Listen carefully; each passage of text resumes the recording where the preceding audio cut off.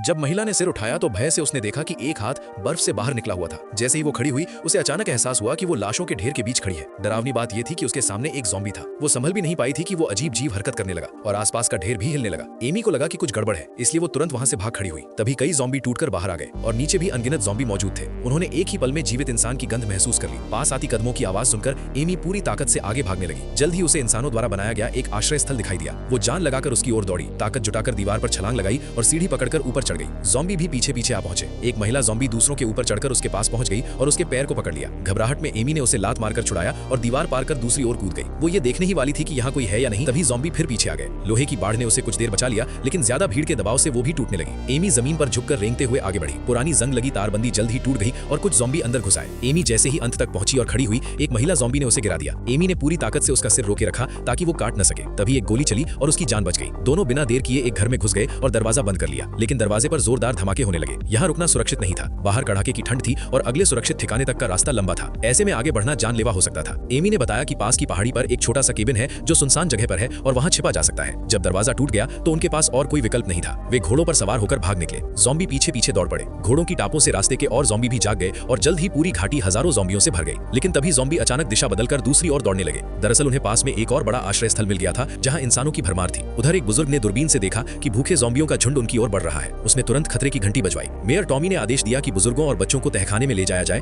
जबकि जवान लोग दीवारों पर तैनात हो गए। जैसे ही ज़ॉम्बी दरवाजा तोड़ने वाले थे, टॉमी ने तेल के पीपे नीचे गिराने का आदेश दिया। फिर मशाल फेंकी गई और पूरा मैदान आग के समंदर में बदल गया। सैनिक लगातार गोलीबारी करते रहे। तभी ज़ॉम्बी फिर दिशा बदलकर एक खास जगह इकट्ठा होने लगे। टॉमी ने देखा कि एक विशाल और समझदार ज़ॉम्बी उनका नेतृत्व कर रहा है। उसने दीवार के कमजोर हिस्से पर हमला शुरू कर दिया। आखिरकार दीवार टूट गई और ज़ॉम्बी अंदर घुस आए। भयंकर लड़ाई शुरू हो गई। टॉमी ने फ्लेम थ्रोवर उठाकर मोर्चा संभाला। आग की लपटों ने ज़ॉम्बियों को कुछ देर रोका, लेकिन उनका सरदार आग में झुलसते हुए भी आगे बढ़ता रहा। ईंधन खत्म होते ही टॉमी कोने में घिर गया। तभी घायल ज़ॉम्बी सरदार अचानक गिर पड़ा। इसके बाद टॉमी फिर सड़क पर लौट आया और लड़ाई जारी रखी। उधर एक महिला ने गोदाम से सभी शिकारी कुत्तों को छोड़ दिया। वे निडर होकर ज़ॉम्बियों पर टूट पड़े। कुत्तों के शामिल होते ही हालात बदल गए और आखिरकार इंसानों ने इस भयानक युद्ध में जीत